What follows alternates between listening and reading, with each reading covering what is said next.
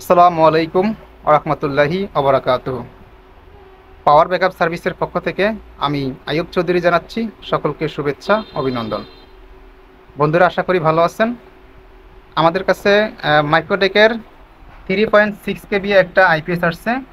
এটা আমরা already service করে ফেলছি। তো ভাবলাম আপনাদের সাথে খুঁটিনাটি কিছু বিষয় শেয়ার করি। যারা এই ধরনের আইপিএস পান আপনারা খুব ভালোই হেসালে পড়েন। তো আমি চাচ্ছি যে আসলে আপনাদের সাথে শেয়ার করলে যদি আপনাদের একটু উপকার হয় তাহলে আমি নিজেই আসলে আনন্দিত হব। এখানে আমাদের সমস্যা ছিল হচ্ছে ওভারলোড। এটা যখনই আমরা অন করতাম তখন এটা এক ধরনের ভাইব্রেট করতো। ভাইব্রেট করেই আমাদের এখানে ওভারলোডটা জ্বলতো।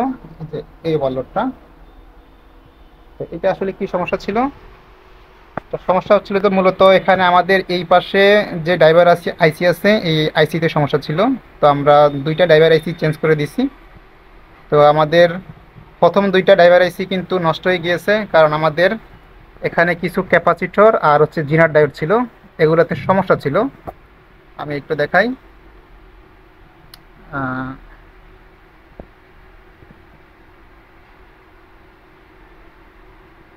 এই যে এই পাশে জিনার ডায়োড এবং ক্যাপাসিটরগুলোতে একটু সমস্যা ছিল। তো এগুলো আমি পরবর্তীতে চেঞ্জ করে আবারও ড্রাইভার এসিগুলো চেঞ্জ করে দিয়েছি। তো এখন আলহামদুলিল্লাহ সম্পূর্ণ ওকে। তো আপনাদের যদি এই ধরনের সমস্যা পান সেক্ষেত্রে আপনারা অবশ্যই এখানে জিনার ডায়োডগুলো এবং ক্যাপাসিটরগুলো আগে চেঞ্জ করবেন। প্লাস এখানে রেজিস্টার রয়েছে 22K, এই রেজিস্টারগুলো অবশ্যই আপনারা চেক করবেন। চেক না করে আইসি লাগাবেন না, সেক্ষেত্রে আইসি চলে যাবে, প্লাস মসফেটও চলে যাওয়ার সম্ভাবনা আছে। তো আলহামদুলিল্লাহ আমাদের এটাতে মসফেট যায় নাই, শুধু আইসি সমস্যা হয়েছিল। তো আমরা আইসি লাগাই এটা সম্পূর্ণ কমপ্লিট করে ফেলেছি। তো এখন আপনাদেরকে ফাইনালি টেস্ট করে দেখাবো। তো আমাদের এটা যেহেতু 48 ভোল্ট, আমরা 4টা ব্যাটারি লাগাই রাখছি। তো এখন সুইচটা অন করে দেখা যাক। দেখতে পাচ্ছেন আমাদের আউটপুটে 200 ওয়াটের বাতি লাগানো আছে, সেটি জ্বলতেছে। তো আপনাদের বুঝতে বাকি নাই যে এটার ব্যাকআপ সম্পূর্ণ ওকে আছে। তো আমরা এখন মেন্সটা দিয়ে দেখব মেন্স ঢুকে কিনা এবং চার্জিং হয় কিনা। প্লাস একটা মেশিনের সবচেয়ে গুরুত্বপূর্ণ বিষয় হচ্ছে এটার কুলিং সিস্টেমটা।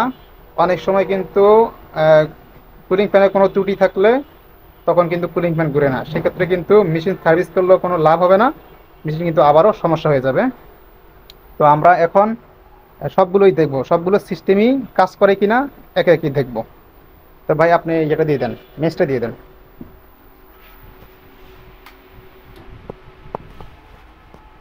হ্যাঁ, দেখতে পাচ্ছেন আমাদের এখানে মেস ঢুকছে এবং চার্জিংটা ধরছে, কিন্তু কুলিং ফ্যান এখনো, হ্যাঁ কুলিং ফ্যান এই মুহূর্তে ঘুরতেছে, দেখতে পাচ্ছেন। আচ্ছা, এখন আমরা দেখব যে আমাদের এখানে ভোল্টেজ কত আছে। দেখতে পাচ্ছেন 50, 51, 52 চার্জিং ভোল্টেজটি ধীরে ধীরে উঠতেছে।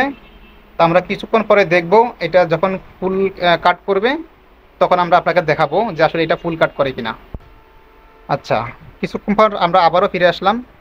আমাদের এই দেখতে পাচ্ছেন কুলিং ফ্যানটি অফ হয়ে গিয়েছে।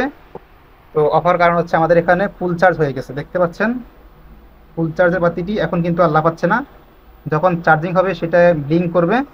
এখন ব্লিঙ্ক করা অফ হয়ে গিয়েছে, মানে ফুল চার্জ। আচ্ছা, এখন ভোল্টেজ কত আছে? এখন ভোল্টেজ আছে 55, এটা 55তেই থাকবে। তো আশা করি বুঝতে পারছেন আইপিএসটি সম্পূর্ণ ওকে, এটার সকল সিস্টেম ঠিকঠাক মতো কাজ করছে। তো আপনারা যারা মাল পাঠাবেন তারা অবশ্যই কুরিয়ারে মালটা পাঠান, অবশ্যই কুরিয়ারের রিসিটের একটা ছবি তুলে আমার হোয়াটসঅ্যাপে দিয়ে দিবেন। সেক্ষেত্রে আমরা কনফার্ম হব যে আমাদের আপনি মালটি পাঠিয়েছেন, আর কোন জায়গা থেকে পাঠিয়েছেন সেটাও আমরা বুঝতে পারবো। তো এই ছিল ভিডিও।